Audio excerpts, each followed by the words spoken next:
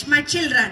Amantu billahi wa malaikatihi wa kutubihi wa rusulihi wal yawmil akhiri wal qadri khairihi wa sharrihi min Allah wal basi ba'da al maut. Amantu billahi wa malaikatihi wa kutubihi wa rusulihi wal yawmil akhiri wal qadri khairihi wa sharrihi min Allah wal basi.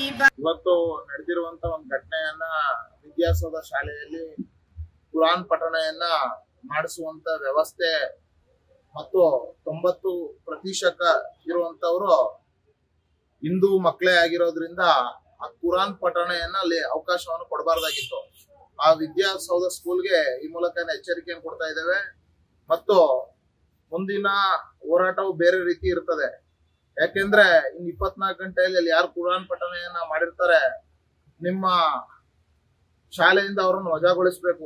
ವಜಾಗೊಳಿಸ್ಲಿಲ್ಲ ಅಂದ್ರೆ ಅದರ ಹೋರಾಟ ಬೇರೆ ತೀವ್ರತೆಯನ್ನ ನೀವು ಎದುರಿಸ್ಬೇಕಾಗತ್ತೆ ಅಂತ ಈ ಮೂಲಕ ಹೇಳ್ತೇನೆ. ಹಾಗೆ ಮಕ್ಕಳಿಗೆ ಏನನ್ನ ಬೋಧನೆ ಮಾಡ್ಬೇಕಿತ್ತೋ ಅದನ್ನ ಬೋಧನೆ ಮಾಡ್ದಲೆ ಒಂದು ಧರ್ಮದ ವಿಚಾರವನ್ನ ವಿದ್ಯಾಸೌಧ ಸ್ಕೂಲ್ ಇದೊಂದೇ ಘಟನೆ ಇಲ್ಲ, ಇಂದಿನ ಹಿಜಾಬ್ ಘಟನೆಯಲ್ಲೂ ಕೂಡ ಇದು ಮತ್ತೆ ಮುಂದುವರಿಸ್ಕೊಂಡು ಹೋಗ್ತಾ ಇದೆ. ಅದು ಯಾವ ತರ ಇನ್ಸ್ಟಿಟ್ಯೂಟ್ ಆಗಿ ನಡೆಸ್ತಾ ಇದೆ ಅನ್ನೋದನ್ನ ಜನರ ಮುಂದೆ ಇಡಬೇಕು. ಅಥವಾ ಮುಸ್ಲಿಂ ಇನ್ಸ್ಟಿಟ್ಯೂಟ್ ಆಗಿ ನಡೆಸೋದ್ರೆ ಯಾವ್ದೇ ಅಭ್ಯಂತರ ಇಲ್ಲ, ಆದ್ರೆ ಆ ರೀತಿ ನಡೆಸ್ಲಿ. ಅದನ್ನ ಬಿಟ್ಟು ಅಲ್ಲಿ ಹಿಂದೂ ಮಕ್ಕಳನ್ನ ಸೇರಿಸ್ಕೊಂಡು ಮುಸ್ಲಿಂ ಕುರಾನ್ ಏರಿಕೆಯನ್ನ ಇದನ್ನ ಕಡಾಖಂಡಿತವಾಗಿ ವಿರೋಧಿಸ್ತೇವೆ.